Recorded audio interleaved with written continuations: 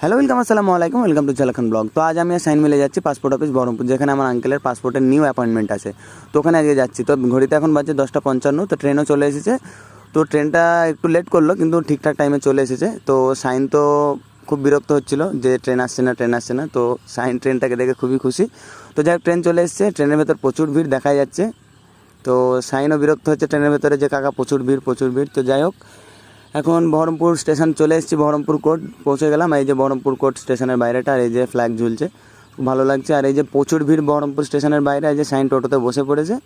তো একটু পরে টোটো ছাড়বে। তো টোটো ছেড়ে দিয়েছে। টোটো ছাড়ার পরে এখন আমরা চলে এসেছি পাসপোর্ট অফিস বহরমপুর পিএসকেতে।